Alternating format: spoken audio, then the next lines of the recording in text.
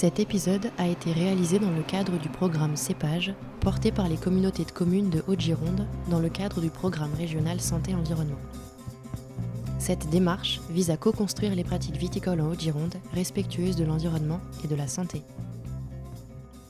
Épisode 1, la Gironde viticole d'hier à aujourd'hui. La France est aujourd'hui l'un des premiers pays viticoles au monde. C'est le deuxième pays producteur, juste après l'Italie, et le premier pays consommateur de vin. La Nouvelle-Aquitaine est quant à elle la première région viticole d'Europe. Mondialement connu, le vignoble bordelais, qui s'étale sur tout le département de la Gironde, compte parmi les appellations les plus connues, comme le Médoc, Pomerol, Graves, Sauternes ou Saint-Émilion. Aujourd'hui, les vins produits en Gironde fournissent 1,5% du marché mondial. Sur la rive droite de l'estuaire, entre la métropole bordelaise, le Grand Libournais et la Charente-Maritime, le territoire de la Haute-Gironde se compose de 4 communautés de communes, Blaye, l'Estuaire, le Grand Cubzaguais et Latitude Nord-Gironde. Ce territoire compte 63 communes pour environ 90 000 habitants. Comme beaucoup de territoires en Gironde, la viticulture y est le premier secteur d'emploi et près des 3/4 du paysage sont recouverts de vignes. Ainsi, la culture de la vigne et la production de vin sont une composante centrale de l'identité culturelle locale. Mais depuis quand, exactement, cultive-t-on là-bas l'art du vin ? Dans son ouvrage « Histoire de la vigne et du vin en France », le géographe et historien Roger Dillon situe la naissance du vignoble bordelais aux alentours du 1er siècle. La culture de la vigne, cantonnée au climat chaud et sec du bassin méditerranéen, réussit à s'implanter dans l'actuel sud-ouest de la France, grâce notamment à un nouveau cépage plus résistant au froid et à l'humidité, le Biturica. Au fil des siècles, le vignoble bordelais se développe grâce à l'essor du commerce maritime et aux échanges avec d'autres puissances importatrices de vin, l'Angleterre d'abord, puis la Hollande et le reste des pays du nord de l'Europe. L'estuaire de la Gironde joue un rôle déterminant dans le commerce du vin et donc dans la renommée internationale des vins de Bordeaux. C'est vers le XVIe siècle que l'on situe la naissance des vignobles dits de qualité. En histoire moderne, c'est-à-dire la période essentiellement des XVIe, début XIXe siècle. Stéphanie Lachaud, maîtresse de conférences en histoire moderne à l'université de Bordeaux-Montaigne. On considère que c'est un moment de mise en place de la spécialisation viticole et de la naissance des vignobles dits de qualité en France. Alors la viticulture est beaucoup plus ancienne, ça on en est d'accord.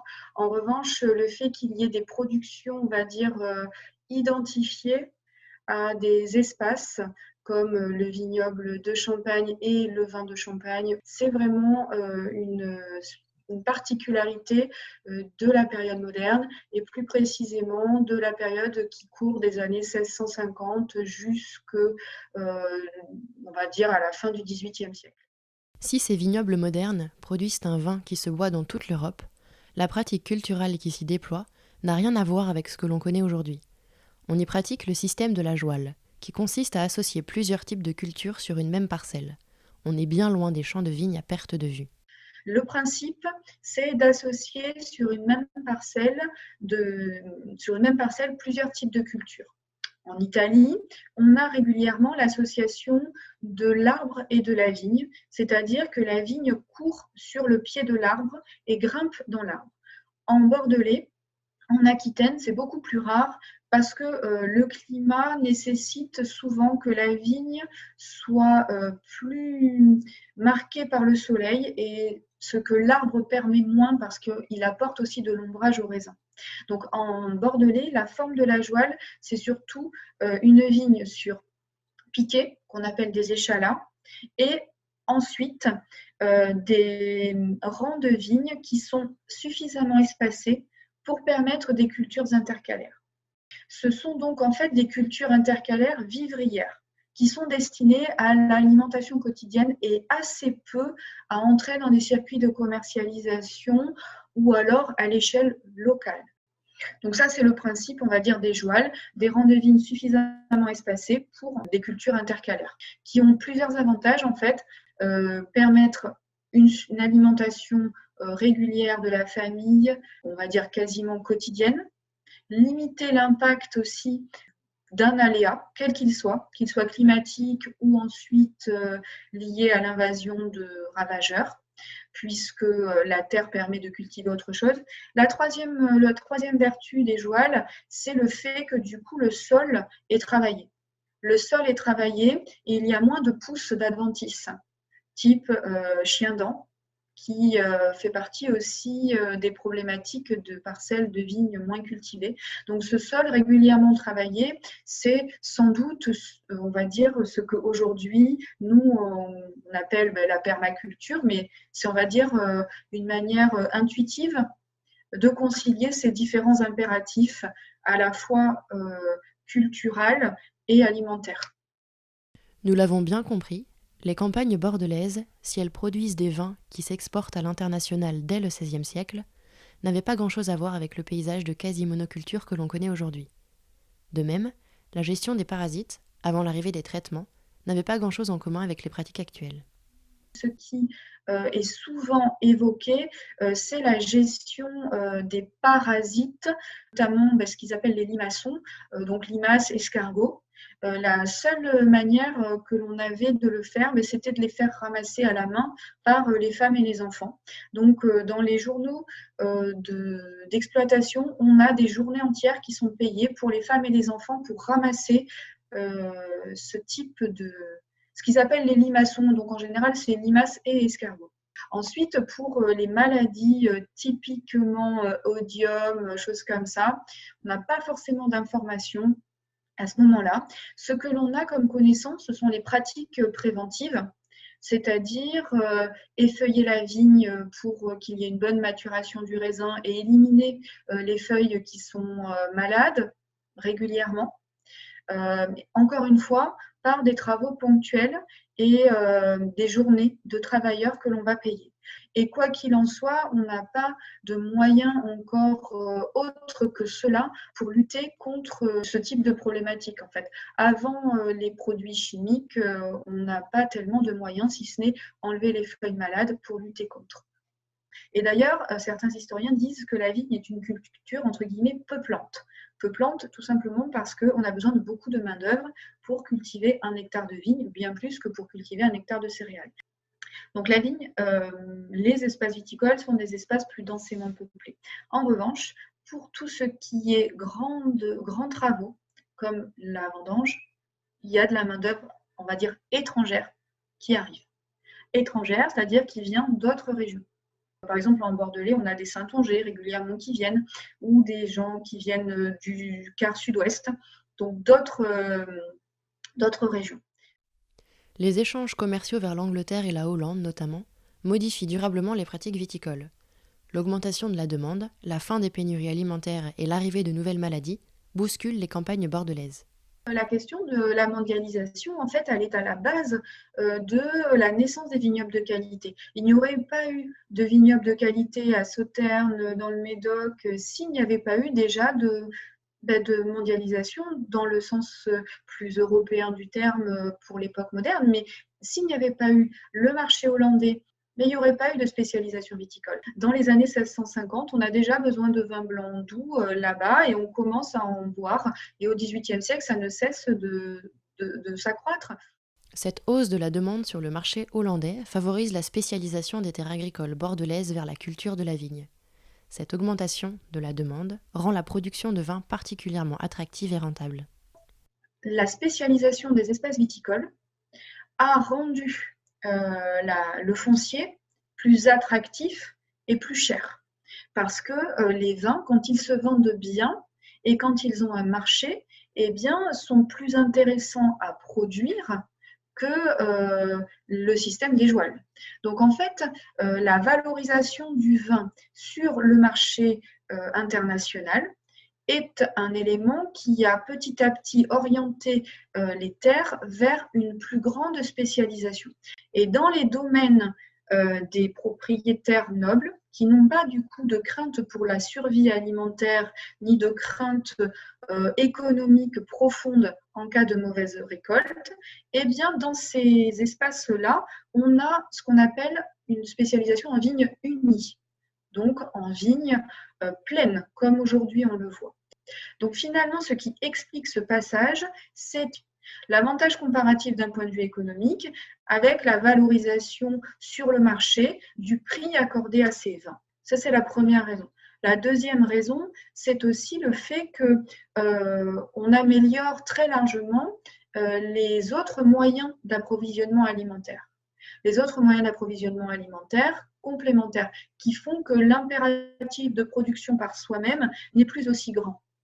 Parce que le XVIIIe siècle est quand même une époque où on échange aussi d'un point de vue alimentaire. On n'a plus de grandes périodes de famine. On a aussi eu dans les campagnes françaises de meilleurs rendements par de meilleures pratiques, une meilleure connaissance d'un certain nombre d'innovations agronomiques, un meilleur outillage, une meilleure rotation des cultures, l'introduction de nouvelles plantes comme le maïs par exemple. Donc en fait, il y a une conjonction de facteurs favorables à cela, mais il y a aussi à l'intérieur des campagnes une amélioration importante des rendements qui s'explique par de meilleures pratiques qui sont observées et petit à petit mises en pratique. Alors pas partout, pas tout le temps, mais ça fait qu'on a une augmentation progressive des rendements qui n'a rien à voir avec celle que l'on va observer grâce à la mécanisation et à la chimie, évidemment, elle est moindre, mais qui est progressive. Les 18 et 19e siècles, parce qu'ils favorisent l'ouverture sur le monde, voient donc la région de Bordeaux se spécialiser dans la production de vin. Les vignobles grossissent, la pratique de la jouale disparaît, en parallèle que le risque de famine diminue. Cette période, cruciale pour le développement des vignobles, est aussi celle de l'apparition de nouvelles maladies. C'est ce que nous raconte Christophe Thérijol, viticulteur au château des Matards sur la commune de Saint-Cyr-sur-Gironde.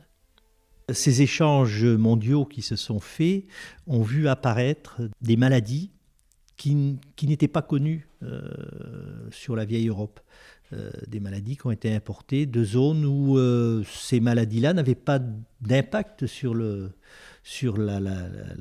plante locale. Et on a vu apparaître la première grosse invasion parasitaire et cryptogamique a été le mildiou sur les pommes de terre au XIXe siècle, quand elle est apparue en Irlande. Ça a été la grande famine irlandaise et ce qui a provoqué des désastres humanitaires à travers un petit champignon qui s'appelle le mildiou et qui a détruit donc les champs de pommes de terre en Irlande et qui est apparu au nord de la France dans les champs de pommes de terre et qui s'est adapté à la vigne puisqu'il a descendu sur la vigne et puis on l'a vu apparaître sur nos cépages qui étaient sensibles à cette maladie-là, le merlot, le cabernet, sauvignon. Si le XVIIIe siècle bouleverse profondément la viticulture, c'est la fin de la Seconde Guerre mondiale qui fait basculer l'ensemble de la profession dans la viticulture contemporaine. Une production massive, à destination d'un marché mondial, et l'utilisation de produits de synthèse pour assurer les rendements. Au sorti de la guerre, en 45-50, les préoccupations du Français n'étaient pas la pollution des produits ou quel qu'il soit, c'était surtout qu'il fallait qu'ils mangent. Et il y a eu une mission qui a été donnée par l'Europe à cette époque-là, et c'est pour ça qu'est née la CE, la Communauté économique européenne, c'était que l'agriculture nourrisse l'Europe, les Européens et les Français. Alors, quand cette mission a été demandée aux agriculteurs, ils se sont adaptés et ils ont produit. Et ils ont fait ce qu'il fallait pour produire, pour en arriver aujourd'hui, peut-être à une surproduction, mais au moins ils ont permis à tout le monde de manger. L'agriculture, dans cette période-là, a répondu présente et elle a fait ce qu'il fallait, ce qui devait être fait. Alors c'est nos grands-parents qui l'ont fait, mais on continue, nous, à faire ce qu'on nous demande. Et aujourd'hui, vous nous demandez de produire différemment, mais on va s'adapter, on va le faire. Et le désherbage est bien l'exemple même de ce qui nous a été demandé il y a quelques années où il fallait produire mieux, et il fallait surtout produire plus, et avec beaucoup moins de main-d'œuvre aussi, parce que c'est la période de l'exode rural. Alors qui dit exode rural dit concentration, enfin vous voyez, c'est tout le cheminement. Mais c'est une période où il y a eu une véritable révolution dans les fermes et dans l'agriculture. Et comme toute révolution, on ne s'imagine pas quand ça peut s'arrêter. Et voilà, ça a dépassé, puisque on a produit plus, et on produit aujourd'hui plus qu'on ne le devrait ou le besoin. C'est sûr qu'après la guerre, toute l'industrie de guerre a été transformée et est devenue au service de l'agrochimie. Elisabeth Marcotuyot, directrice de l'Institut national de médecine agricole et médecin conseil à la Mutualité sociale agricole. Donc avec des gros laboratoires comme Bayer, par exemple. Et on a découvert à ce moment-là des insecticides qui étaient hyper performants, qui tuaient magnifiquement bien les insectes, sans se poser la question de quel est l'impact environnemental de ces insecticides. Et il y a eu donc notamment cette grosse classe d'insecticides qu'on appelle les organochlorés, dont vous connaissez un élément qui est le DDT, qui était utilisé pour tuer les poux, qui est toujours utilisé en Afrique contre le palu, et qui était un insecticide absolument fantastique, mais qui, au fur et à mesure du temps, on s'est rendu compte qu'il y avait une rémanence dans les sols qui était absolument monstrueuse, au point qu'actuellement, ils sont interdits, mais on en retrouve encore dans les sols, avec toute cette chaîne alimentaire qui peut être contaminée. Si vous en avez dans les sols, vous allez en avoir dans l'herbe. L'herbe, elle va être broutée par la vache. La vache va le concentrer dans le lait. Le lait, vous allez le boire. Et la femme va concentrer peut-être le lait dans son lait à elle. Et le gamin et le bébé va être alimenté. Donc, on en est dans une chaîne avec les organochlorés qui a été quand même très impactante et qui fait qu'actuellement, vous n'avez plus aucun organochloré sur le marché. Le dernier, c'était l'endosulfan qui était dans les traitements de semences. Et maintenant, on utilise d'autres insecticides, justement, qui sont quand même beaucoup moins toxiques. L'autre grande classe d'insecticides, c'était les pyrétrinoïdes de synthèse, qui existent toujours actuellement, qui sont des dérivés synthétiques de la chrysanthème, de la pyrète de la chrysanthème, et qui ont une toxicité moindre, que ceux que je vous ai cités précédemment, qui ont une toxicité moindre et qui sont aussi beaucoup moins rémanents. Donc rémanents, c'est qui restent dans l'atmosphère, dans le sol, que les autres dont je vous ai parlé précédemment. Mais plus on essaye d'être pareil, sécuritaire en retirant ces produits hyper dangereux et en les remplaçant par des insecticides moins dangereux, plus il y a communication, mais ça, c'est pas le même fait. C'est parce qu'il y a Internet, parce que les gens se documentent, parce qu'on nous alerte beaucoup sur l'état de la planète. Plus ces produits sont mis en lumière et plus on va être attentif, alors qu'ils sont moins dangereux qu'auparavant. Mais c'est pas plus mal. Ça nous oblige surtout à faire toujours la même chose, une évaluation pour utiliser le minimum de produits sur le maximum de cultures et avec un minimum d'impact humain sur la santé humaine et sur l'environnement. Mais voilà, moi je dirais que moins les produits sont dangereux, plus on communique dessus et plus du coup on est obligé de faire attention à ce qu'on fait. Donc c'est pour ça qu'il y a un réajustement qui est en train de se faire. Et la société aujourd'hui nous demande de produire mieux avec moins de produits. On va s'adapter, on va le faire. Mais avec moins de main-d'œuvre. Alors, quand je vous parlais tout à l'heure du travail sous le pied de vigne, du cavaillon, ce qu'on appelle le cavaillon, c'était un travail qui demandait beaucoup de personnes. C'était un travail assez fastidieux qui a été remplacé par la chimie pour obtenir un résultat avec moins de pénibilité et un bon résultat puisque ça a permis de produire mieux et plus. Nous l'avons bien compris, le développement de l'agrochimie découle d'une volonté de reconvertir l'industrie de guerre. Ce qu'on appelle alors la viticulture conventionnelle va pouvoir utiliser de nombreux produits dont la toxicité ne pourra être démontrée que plusieurs décennies plus tard. Aujourd'hui, beaucoup de ces produits ont été retirés de la commercialisation, mais continuent d'avoir un impact sur l'environnement et la santé. Ceux qui sont toujours utilisés par les exploitants, car autorisés par les autorités sanitaires, font l'objet de nombreuses controverses.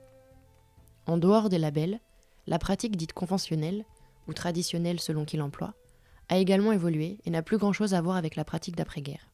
Du coup, quand moi je suis revenu il y a à peu près 10 ans, on était principalement en culture raisonnée. Julien Bonneau, viticulteur bio et biodynamie au château du Haut-Grelot.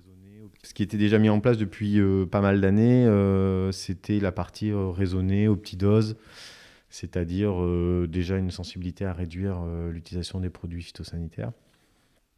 Donc en tous les cas, c'est d'avoir une compréhension maladie cryptogamique de manière très fine et intervenir lorsqu'il était nécessaire et avec la dose vraiment nécessaire. Voilà.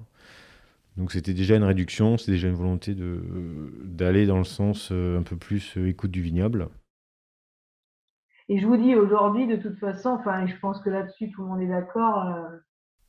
Marie Benot, viticultrice installée depuis 2015 sous l'appellation Côte de Bourg et membre de l'association des jeunes vignerons de la cave coopérative des vignerons de Tutiac.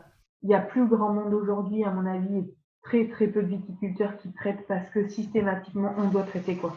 Ça n'existe plus ça. Et ça qu'on soit bio ou conventionnel, je pense que là-dessus on est tous d'accord quoi. Avant on traitait parce que ça faisait partie de, c'était comme ça quoi. C'était on sécurisait au maximum. Et donc, du coup, quand c'était 10 jours, au 10e jour, tout le monde traitait. Et puis, au moins, on était tranquille, il n'y avait plus de problème. Aujourd'hui, je pense qu'on est tous plus responsables. Et puis, l'écologie, on n'en parlait pas. Voilà, on n'en parlait pas. Alors que maintenant, c'est un énorme sujet. Donc, je veux dire, et même pour nous, les jeunes, en plus, je pense qu'aujourd'hui, on est tous conscients qu'il faut faire. Faut être vigilant sur ce qu'on fait et sur ce qu'on pratique et qu'il y a eu une génération effectivement plusieurs d'ailleurs même, mais qui n'étaient pas sensibilisés à ça non plus quoi. Hein. Voilà. Donc, Je suis rentré sur la propriété en 85. En 89, j'ai fait 3 traitements anti-mildiou et à petite dose. Et quand j'en parlais avec mes voisins, j'étais un peu traité de fou, alors ça m'allait très bien. Parce que normalement, on traite plus régulièrement que ça, tu as pris énormément de risques, le gamin. Cette période-là, c'était une année exceptionnelle où il n'y a pas eu de maladie, où tout était très bien. Et pourquoi utiliser des produits? C'était ma réflexion. Pourquoi utiliser des produits alors qu'il n'y en a pas besoin? Aujourd'hui, si ça se reproduisait, je ne sais même pas si j'en ferais 3 traitements avec toutes les connaissances qu'on a acquis. Si les pratiques évoluent, parfois dans un bousculement, parfois sans même qu'on puisse s'en rendre compte, le futur de la viticulture reste encore à dessiner. C'est un moment important qui est en train de se jouer, puisque on est en train de nous dire vous n'allez plus employer de produits chimiques pour désherber. Oui, mais il va falloir utiliser des méthodes qui vont être beaucoup moins consommatrices de main-d'œuvre. Et il n'est pas question de revenir à des méthodes ancestrales parce qu'on n'a plus le personnel pour le faire. Donc là, on a une période charnière qui est en train de voir le jour et on va certainement avoir une robotisation importante dans les vignes pour justement pallier ce manque de main-d'œuvre pour travailler les sols. Donc là l'homme va s'adapter une fois de plus, l'agriculteur va s'adapter et il va faire entrer dans les vignes des robots. Voilà, ça va être l'avenir, ça va être l'avenir proche.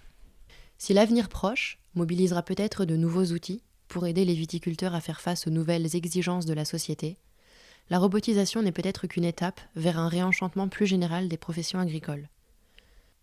On écoute Karine Magot et Karine Galante, salariées au sein de la coopérative des vignerons de Buzet, coopérative engagée au sein du programme régional Vitirêve, qui cherche à inventer de nouvelles pratiques viticoles. Donc moi, je pense que quand on parle de la robotisation, ça peut être une étape qui peut permettre de faire passer en effet cette étape de transition, parce qu'en effet, on n'a pas forcément la main-d'œuvre, on n'a pas forcément. Mais en tout cas, ce n'est pas la fin en soi. La fin en soi, ça serait d'aller sur un vignoble résilient qui arrive à être, j'allais dire, plus tolérant avec les champignons, etc., et à mieux se défendre, ou à ce qu'on soit juste là pour l'accompagner pour qu'il arrive à se défendre sans qu'on ait à utiliser des produits phytosanitaires. Mais Oui. ça, c'est peut-être une utopie. Hein. Sans doute par des vignobles plus petits et avec une main-d'œuvre quand même un petit peu plus intense qu'aujourd'hui, enfin un peu plus importante qu'aujourd'hui. Donc, un réenchantement quelque part aussi de la profession. Ça, on a du mal aujourd'hui à trouver des saisonniers pour travailler dans la vigne, quoi. Donc, il faut peut-être aussi réenchanter la profession de viticulteur et la mettre en avant. Enfin, voilà, c'est pas forcément évident.